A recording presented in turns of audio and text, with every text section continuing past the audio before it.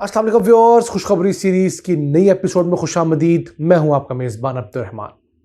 आज हम आपके लिए दो खुशखबरियां लेकर हाजिर हुए हैं।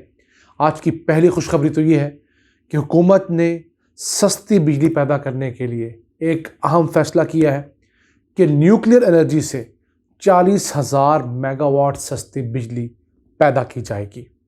इस खबर को डिस्कस करेंगे, इसके क्या फ़ायदे होंगे उन्हें ज़ेर बहस लेकर आएंगे। जबकि आज की दूसरी खुशखबरी, पाकिस्तान का एक और नुकसान में जाने वाला इदारा अब प्रॉफिटेबल इदारा बन रहा है और उसका तमाम रिकॉर्ड और उसकी तमाम ब्रांचेस कंप्यूटराइज और सेंट्रल सिस्टम के साथ मुंसलिक कर दी गई हैं। इदारा कौन सा है? Utility stores corporation of Pakistan. इसकी तमाम ब्रांचेस, वेयर हाउसेस, तमाम को इंटरनेट के ज़रिए कंप्यूटराइज तरीके से एक सेंटर रूम के साथ कनेक्ट कर दिया गया है। अब 1 रुपये की सेल भी जो है किसी शहर में, वो इस्लामाबाद के अंदर रिकॉर्ड पे होगी।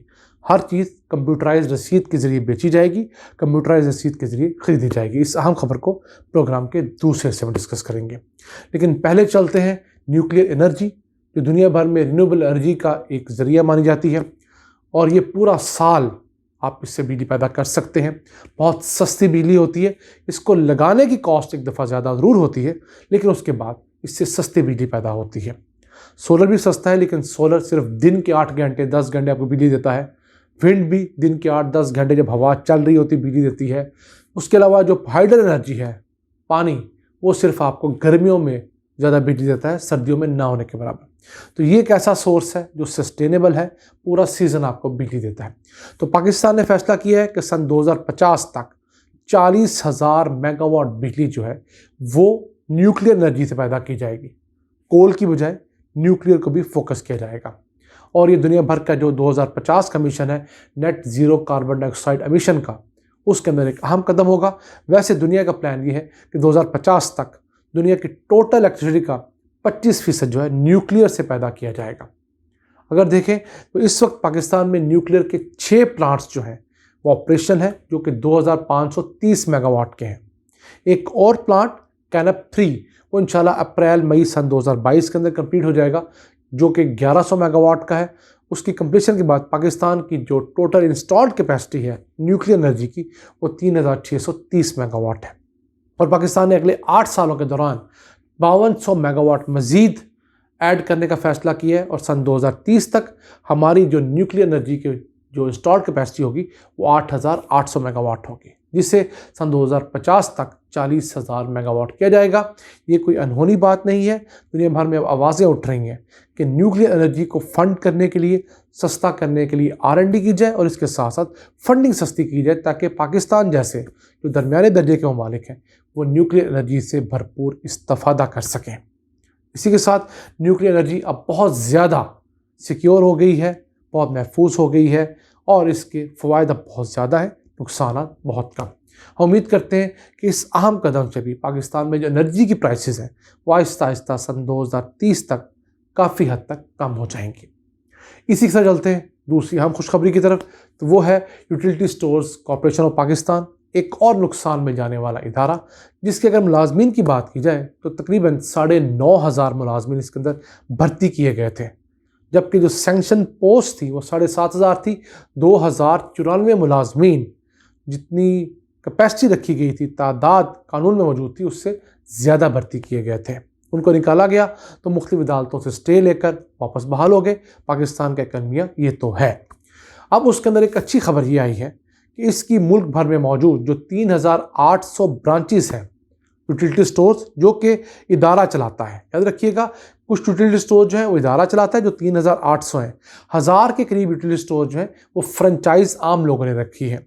तो जो कि इदारे के अंडर डायरेक्टली चल रहे हैं 3,800, उनको कंप्यूटराइज करने के बाद इंटरनेट के ज़रिए इस्लामाबाद हेड ऑफिस से जोड़ दिया गया है। इसी के साथ साथ 120 जो वेयर हाउसेस हैं, बड़े बड़े गोदाम, जहाँ पर 2 नंबरियाँ होती थी, यानी चीनी बल्क में आ गई, बाहर बेच दी गई, अवाम में ना तकसीम की गई, अवाम को ना फ़रोख्त की गई।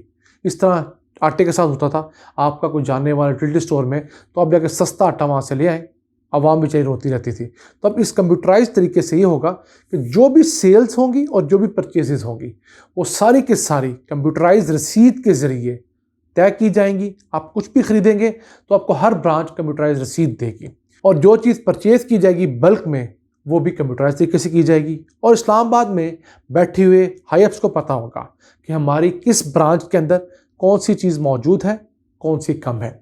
इसके और बहुत सारे फ़ायदे होंगे, प्लानिंग में आसानी होगी। फिर ये तय किया जा सकेगा कि कौन सी प्रोडक्ट किस ब्रांच में बिकती है, ज़्यादा बिकती है तो उस ब्रांच में उसकी ज़्यादा मिकदार पहुंचाई जाए, और कहाँ कम बिकती है वहाँ पर कम पहुंचाई जाए, ताकि वहाँ वो चीज़ पड़ी पड़ी एक्सपायर ना हो सके। यानी शॉर्टेज को भी कंट्रोल किया जाएगा और ओवर स्टॉकिंग को भी कंट्रोल किया जा सकेगा। अब ये प्रोडक्ट सिर्फ 2 अरब 30 करोड़ रुपए में मुकम्मल हुआ है, ये तमाम प्रोसेस जो है। लेकिन इसको इस इदारे के मुलाजमीन जो हैं, जिनकी एक अच्छी खासी तादाद करप्ट है या रिश्वत दे के भर्ती हुए हैं या अब आके हड्रामी पर उतर आए हैं, सबकी बात नहीं कर रहा, वो जो इस काम के अंदर रोड़े अटका रहे थे वो नहीं चाहते थे कि काम कंप्लीट हो। लेकिन अल्हम्दुलिल्लाह जब हुकूमतें कुछ करने का ठान लें, नियत हो, तो कोई काम मुश्किल नहीं होता, कोई शख्स रियासत के सामने खड़ा नहीं हो सकता। अगर तालिबान पाकिस्तानी रियासत के सामने खड़े नहीं रह सके, अगर MQM जैसा बड़ा माफिया पाकिस्तानी रियासत के सामने नहीं पनप सका और कंट्रोल कर लिया गया है, क्योंकि मैं तो कराची में देख रहा हूँ, आजकल कराची में मुकीम हूँ, तो जो दांत थे MQM के आज से 5 साल पहले वो अब नज़र नहीं आते, वो निकाल दिए गए हैं। एक MQM एक टूथलेस सी जमात कराची में इस वक्त है। तो ये इस वजह से कि रियासत ने फैसला किया कि किसी एक ग्रुप को, किसी सियासी जमात को बंदूक उठाने की इजाज़त नहीं दी जाएगी। तो कराची साफ़ हो गया। हाँ, डकैतियाँ हैं वो एक क्राइम का इशू है, लेकिन पहले जो बोरीबंद लाशें थीं और इलाकों के अंदर एक बाइफिकेशन थी कि उर्दू स्पीकिंग इलाकों में पठान पंजाबी नहीं आ सकेगा, पठानों के इलाकों में उर्दू स्पीकिंग पंजाबी नहीं जा सकेगा, पंजाबी इलाकों में बाकी लोगों की एंट्री बंद है, वो अब ख़त्म हो चुकी है और कारोबार खुले हुए हैं प्रॉपरली। ये नहीं है किसी और इलाके में दूसरी कौमियत का बंदा कारोबार नहीं कर सकता। इसी तरह अब हुकूमत ने ठाना है तो ये तमाम चीज़ें कंप्यूटराइज होगी। अब आहिस्ता आहिस्ता चीज़ों में ट्रांसपेरेंसी आएगी। जो हेड ऑफिस में बैठे अफसरान हैं उनको एक एक ब्रांच का जब डाटा मिलेगा, किस तरह सेल्स हो रही हैं, किस तरह रिकवरीज हो रही हैं, वेयर हाउसेस में क्या पड़ा हुआ है, क्या लाना है, तो वो बहुत अच्छी प्लानिंग कर सकेंगे। क्योंकि ये जो हमारे यूटिलिटी स्टोर्स वाले हैं ये तकरीबन 1700 प्रोडक्ट्स में डील करते हैं। 65 बड़े मैन्युफैक्चरर्स के साथ इनकी डीलिंग होती है। तो जब आप चीज़ें बल्क में ख़रीदते हैं तो आपको डिस्काउंट भी बल्क में मिलता है। ये जो हमारे बड़े बड़े स्टोर्स हैं, चेन्स, ये क्यों सस्ती चीज़ें बेचते हैं कि आम दुकानदार बेचारा उसने चाय के 10 डब्बे खरीदने हैं, जबकि उसी के मुकाबले में जो बड़ा डिपार्टमेंटल स्टोर है उसने 1000 डब्बे खरीदने हैं। तो जो डब्बा आम दुकानदार को 100 रुपये में पड़ा है वही उस बड़े डिपार्टमेंटल स्टोर को 80 रुपये में पड़ता है। तो वो 20 रुपये का जब डिस्काउंट लगा के बेचता है तो मैं आप जाकर उस डिपार्टमेंट स्टोर में ज़्यादा परचेज़ करते हैं क्योंकि वहाँ हमें डिस्काउंट मिल रहा होता है। तो इसी तरह अब यूटिलिटी स्टोर ने ये फैसला किया है कि जब वो बल्क में परचेजिंग करेगा तो जो 5 से 15% का जो डिस्काउंट मिलेगा कंपनीज की जानिब से बल्क परचेज करने की सूरत में, वो भी ये कस्टमर्स को पास ऑन करेंगे। इसके साथ साथ जो हुकूमत सब्सिडी देती है 5 बड़ी प्रोडक्ट्स के ऊपर, जैसे चीनी है, दालें हैं, घी है, वो भी ये अवाम को आगे देंगे, क्योंकि ये एक ऐसा ब्रांड है पाकिस्तान का सबसे बड़ा डिपार्टमेंट स्टोर का ये नेटवर्क है। क्योंकि इसकी जो सेल्स सन 2020 के अंदर रही वो थी 100 अरब रुपए, और एक साल के अंदर इन्होंने अपने रेवेन्यू को 1176% बढ़ाया है। सन 2019 के अंदर इनकी सेल सिर्फ 8.5 अरब रुपए थी। इसी तरह जो नून लीग का दौर था उसमें भी सिर्फ 8-8.5 अरब रुपए की टोटल सालाना सेल हुआ करती थी।